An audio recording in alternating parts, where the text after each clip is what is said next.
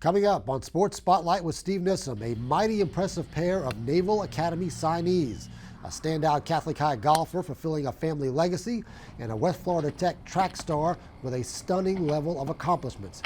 Plus, we go deep with Bobby Clayton, a longtime football coach in the area with an intriguing playing history, and an Alumni Avenue trip with Graham Gano, one of the best kickers in the NFL.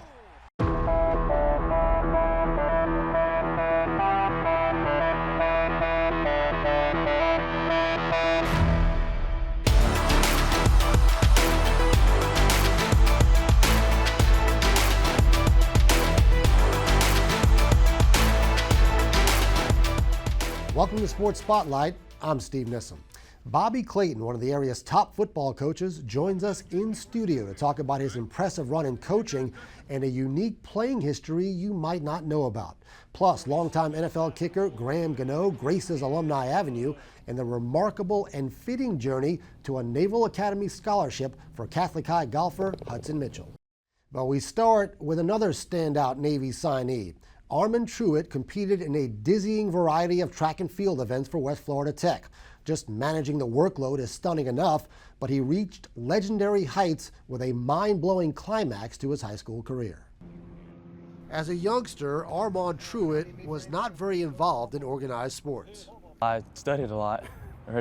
That's about it. Just studied. My mom really wanted to be a good student, so I just did a lot of work. He dabbled in different sports in middle school and knew he was fast. So as a freshman at West Florida Tech High School, Arman went out for track, starting with a 200-meter tryout run. He told me the pace to go at, that I went way too fast. I was the first one here, but dead. I couldn't go again. I was throwing up.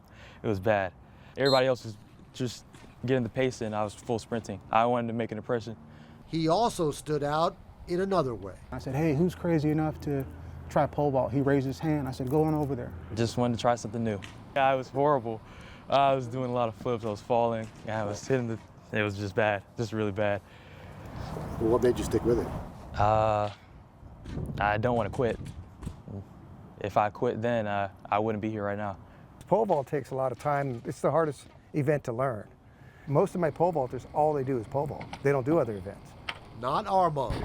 Originally also a sprinter, he picked up hurdles and jumps as a sophomore and started excelling in all of them.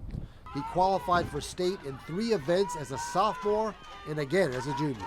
It is very tough to do. Jumping takes a lot out of you. Hurdles take a lot out of you. And pole vault, all of those events take a lot out of you. It's rare, very rare. He's just very competitive. Why did you keep going with all these different events? Because I knew I could do it. That set me apart from everybody else. That's just me. I think that made me special. I don't see anybody else doing that. In the pole vault, Arman kept pushing the limits. With uncommon athleticism for that event, combined with improving technique, he finished 4th in the state as a junior. Come senior year, he was getting too good for the traditional high school pole. So his coach let him try the heavy 17-foot pole that he had used as a college athlete 40 years ago. I was impressed that he could move the pole. I was a college pole vaulter, and here's a little skinny high school kid jumping on the pole that I used, and he could get it to vertical. That's a big thing. No other kid in the state of Florida is jumping on that pole. Even the big heavy kids can't jump on that pole. In April, Arman used it to clear a stunning 16 feet, the best jump in the entire state this year. I looked up, I was so excited. It was shaking a little bit. I was like, oh my gosh, I actually did it. And I ran, I hugged my coach. It was a great moment. At the same time, improved technique in the long jump was producing personal bests almost every meet. And his times in the hurdles races, both 110 meters and 400 meters, were going next level. The light switch went off, and I'd say the last maybe 5 weeks in practice, it was just, okay, there's that, and let's try this tomorrow. Try that tomorrow, and now, okay, that'll work, and it's just bang, bang, bang, bang, bang. High school track meets are not designed for someone to do all the events that Arman does, and sometimes it's just not realistic. At regionals, pole vault came after the 400 hurdles, an impossible turnaround, meaning Florida's top-ranked pole vaulter would not be able to compete at state. Maybe an extra motivator for what was to come at the state meet. Seated 8th in the long jump, he exploded for 23 feet 3.5 inches, shattering his personal best and good enough to be state champion. Then came the 110 hurdles, where he was seated third. But again, he put it all together with a mind-blowing personal best of 13.89 seconds to edge out the heavy favorite and win another state championship. I crossed the line, I looked up at the board, I saw 13.8, crazy moment. I didn't know I was gonna run that. I could not be happier. I couldn't be more excited. There's tears coming out of my eyes. Arman would cap an extraordinary day with another personal best in the 400 hurdles to finish a narrow second. 2 golds and a silver in a track athlete-rich state like Florida, truly astonishing. It still hasn't hit me. I was just glad to be done with it, but it still hasn't hit me. I've coached some great athletes. I've coached some state champions, I've coached AAU All-Americans. I don't think anything can compare to what that young man accomplished at that state meet. On top of all the athletic success, he's also still upholding those academic standards his family expects. A high-level honors class load with a 4.1 GPA. Without academics, I would not be here. My parents would kill me. All of it landed him a prestigious scholarship to the Naval Academy. It's an honor. They're going to develop me both physically, mentally. I'm going to be a better person. I feel like that's a great spot to go to. In college, he'll likely compete in the decathlon, a 10-event discipline reserved for the best of all-around athletes. He's probably going to set the Navy school record in the pole vault. I think he's going to be that good. They're definitely getting a special athlete. He feels ready for the next step with a grander vision ahead. How far do your dreams go? What's your long-term dreams? Really far. I think I can represent the USA one day. Hudson Mitchell's rise in golf might seem like a natural, but the Catholic High grad made the most of opportunity and foresight with remarkable determination and talent to uphold a very impressive family legacy. That's my house. Growing up along the 9th hole at the Pensacola Country Club, an early start in golf was a natural for Hudson Mitchell. My dad would bring me out because the range is obviously right down the road. I'd hit with plastic clubs inside and then come out here and just dink balls around. Hudson was much more into baseball as a youngster, but his dad, Scott, was thinking long term. He made his right-handed son learn to hit lefty to avoid producing bad tendencies in his golf swing. I was so mad. At the time, you had no concept as to why he was making you do that. No, well, he told me, but I was like, whatever, okay, sure. I didn't really believe him or anything. I didn't think I'd be playing golf when I was older. As a 5th grader, Hudson switched to lacrosse as his main sport. He excelled and had big dreams until an eye-opening experience as an 8th grader. We went to a lacrosse camp in Auburn, and I realized some of these kids that were coming down from up north were much, much, much better than I was. That's when he finally decided to get serious about golf. His first big step as a freshman trying out for the high-level golf program at Catholic High. The first day of tryouts, and I was, I think, 3 under through 6, and I had never been under par before. I don't know what was happening. I was just playing really well. And I told him, I was like, oh, I've never played this well. I just hope I make the team. He's like, you're gonna make the team by this. And then I went bogey, double, triple to finish, and I finished like 4 over, and I was so mad. But I made the team. He would go on to compete with the team at the state championship tournament as a freshman, but his next big progression came a year later, in 2022, at the prestigious Pensacola Country Club Championship Tournament. Held since 1926, the event had never been won by a junior golfer. 15-year-old Hudson reached the final hole, realizing he had a one-shot lead. I was like shaking over the ball, and I just kind of took the most. I hit it so pure, but it was a swing, like I couldn't even feel it because I just went back. It was just my arm was so flimsy, and I hit it, and it just kind of drew in, landed on the greens. I was so happy. I was on top of the world. That's easily my favorite win I've ever had. Some great moments, but Hudson's game was still inconsistent, not in position to achieve his goal of a college scholarship. In 2023, he turned to the new head pro at PCC, Andrew Boston. Golf is not something where you're going to see a change overnight, so this is something that took 6, 8, 10, 12 months of him to evolve and get a handle on and really feel comfortable with, and he put the work in 100%. He was here practicing, all day, every day, whenever he could. He was putting the work in. He's really become a complete player. He hits the ball well. He hits it straight. He's picked up a lot of distance, and his putting, which was once, arguably a weakness, has really become a strength of his. For Hudson, the putting guidance from Boston has been the biggest difference maker. I talked with him, and we got over what I needed to do, and I just practice all the time. Even when Mondays, when the course is closed, I'd just walk over with my putter and socks and just putt a lot. In the summer of 2024, Hudson's scores started going next level, but it wasn't producing the real result he wanted.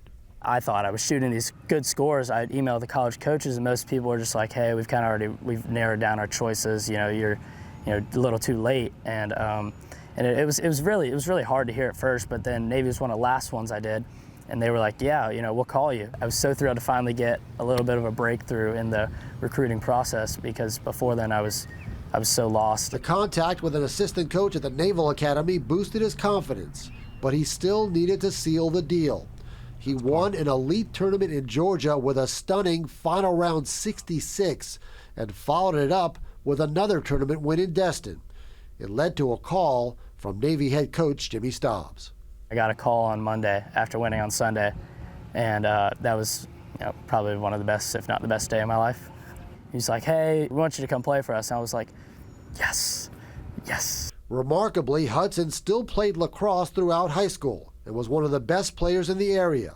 But it's golf that opened the door to Navy, a significance that goes way beyond the sport. I've had 10 Academy graduates in my family. Everyone was an aviator. I want to fly. I'm not just, want to play golf. I want to be an officer. I want to serve my country.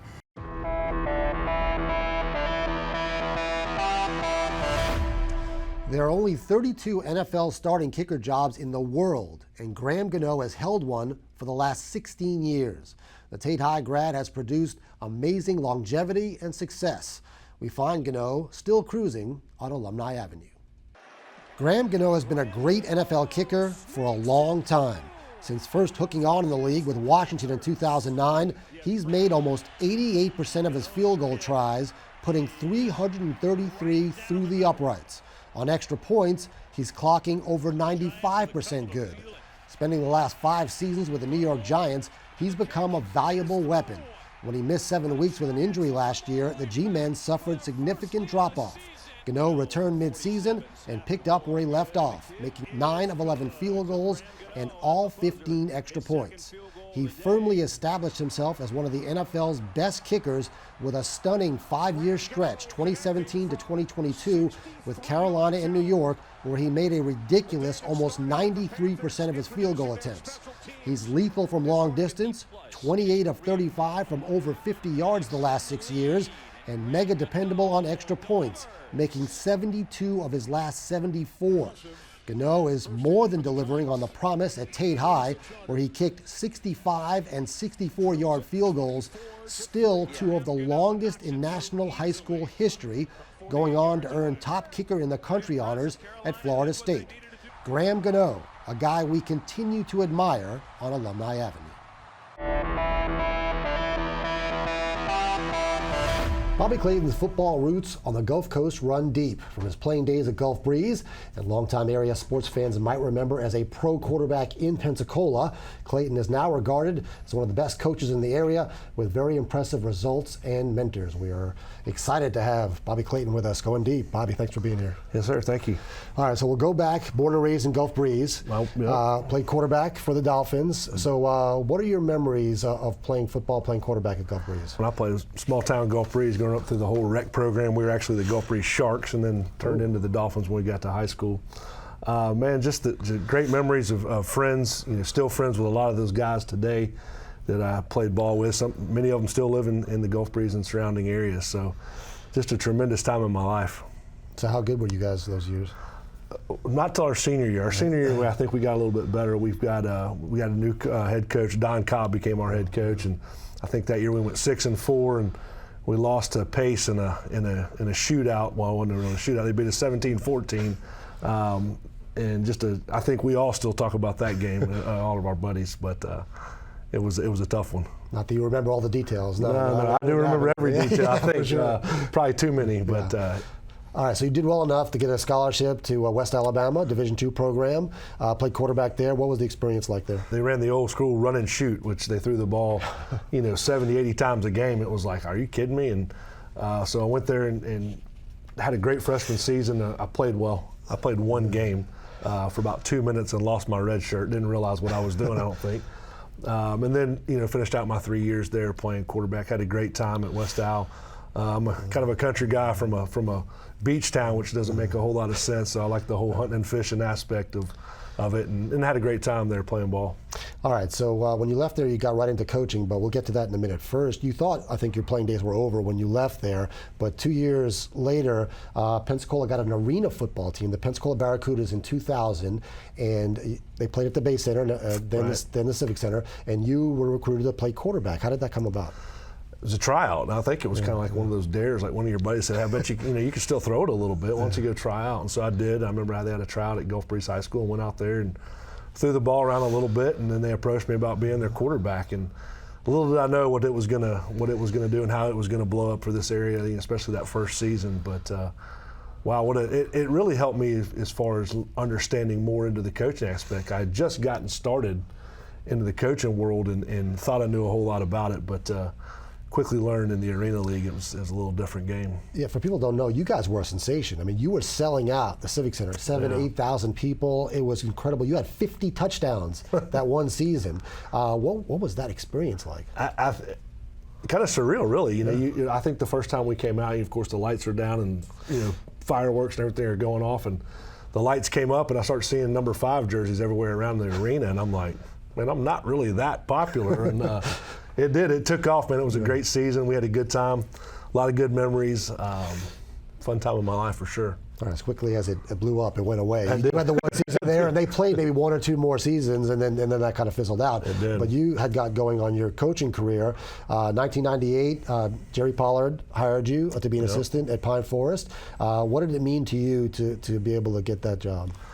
Man, really, at first, I didn't want to go across the bridge. I was kind of one of them hometown Gulf Breeze guys that didn't want to go, and really my mom kind of drugged me across the bridge really and made me go, and didn't know really who the head coach was at the time. Walked in, handed the guy a resume, and met the principal at the same time.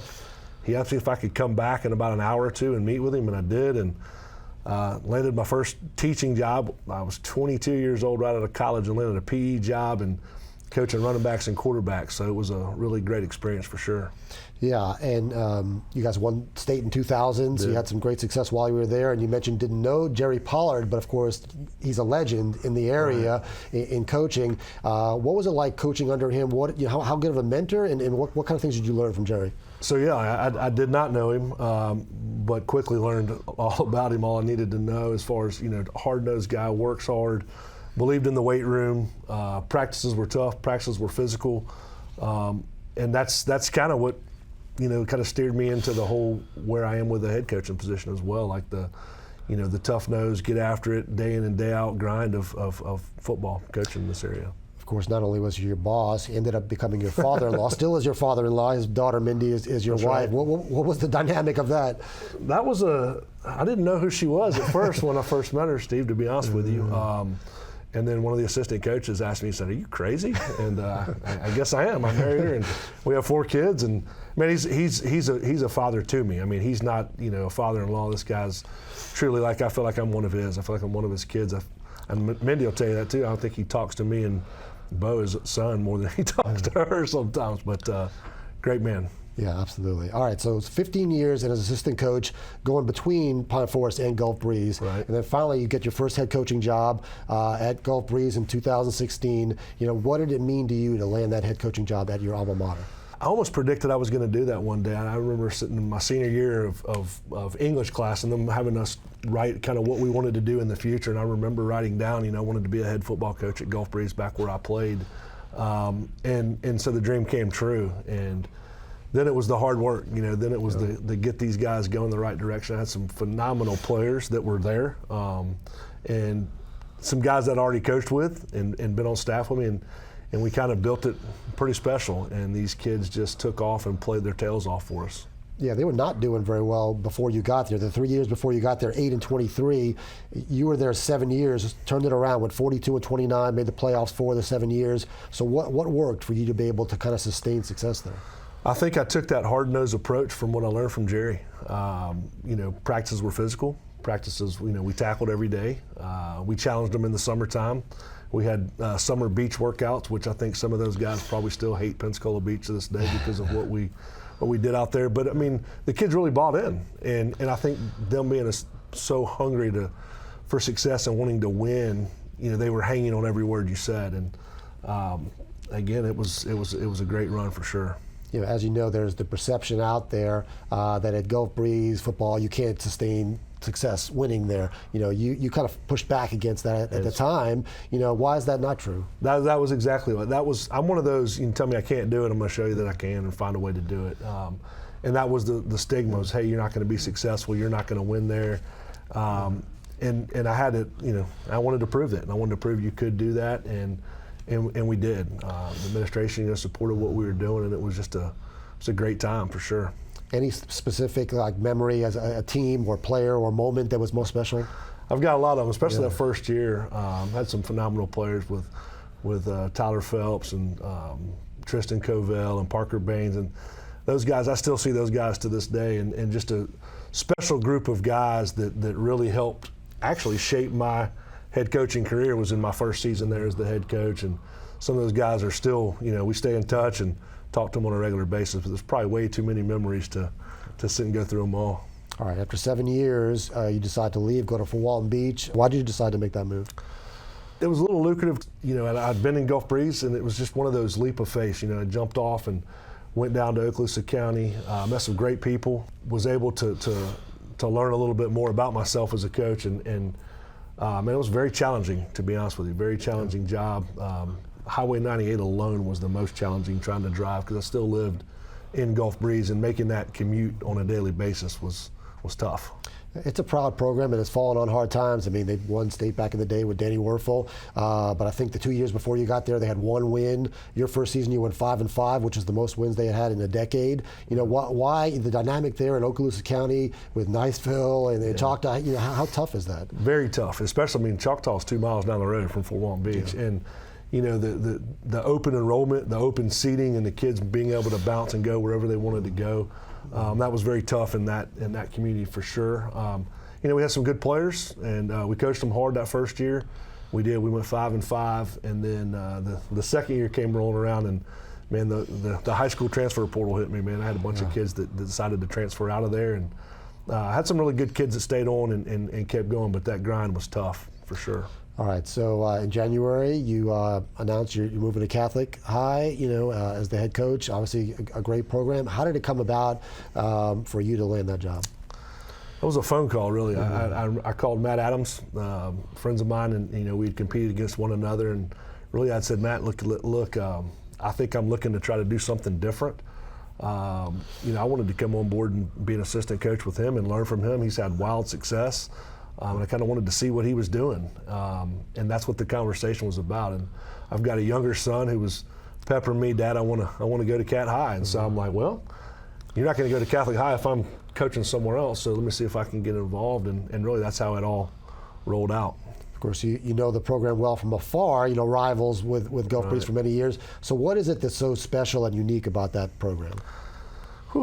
There's a lot. I think the hallways, the school, the community itself is what I'm still learning. Sister Kirsten and that administration over there, they're just phenomenal people. They love the kids. You can feel it in the school when you're in the building, and then it just translates out onto the field because you do have some tremendous athletes, and a lot of the little disciplines that you dealt with in public schools are already taken care of. I mean, you talk about having a dress code and talk about having to wear a uniform, and shaving your face and having short hair. But those are some of the obstacles that you deal with in public education that most folks don't know about, All right, I know this, you're excited for what you can do there, but in a grander scale, you mentioned it earlier, the landscape has changed so much in high school football with the transferring being so rampant. So, how much more challenging and what is the hardest part of trying to navigate this new reality? Talk to one of these college coaches and it's really much the same thing. You got to continue to recruit your own kids that are in the building. You've got to continue to have conversations with those guys, building better and deeper relationships so that they don't want to leave and go somewhere else. And then give them the experience that they're really looking for, which obviously one is playing time and winning and being successful, and then now with the whole recruiting as far as getting them into the next level and having the contacts with the college coaches and so forth. Is this good for high school football? This what's going on? Whew. It's taken a lot of the team away from it. I'll be honest with you. I mean, there's a lot more individualism as far as I and give me the ball and this and this and that you're going to have to deal with.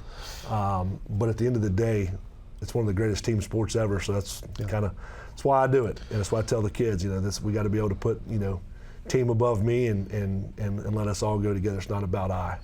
You're part of a very impressive fraternity of high school football coaches in this area. I mean, a lot of veteran guys that are still around, still doing it at a high success level. How much pride is it? How special is that group? And how much pride is there in the group that's around here? I think there's some great coaches in this area, and and it is a fraternity. You talk to, I talked to Mike Bennett at Escambia, and I think he thinks I'm like, part of his family, because we talk back and forth about different things and, share ideas and share thoughts when it gets down to certain games and certain situations. So some very good guys in this area. All right, Bobby, well, thanks so much. Thanks for everything over the years, and look forward to see what you'll do at Catholic. Appreciate it. Thank you. Okay, thank you. That's a wrap on another edition of Sports Spotlight, but there are so many more stories to tell. Until next time, thanks for watching.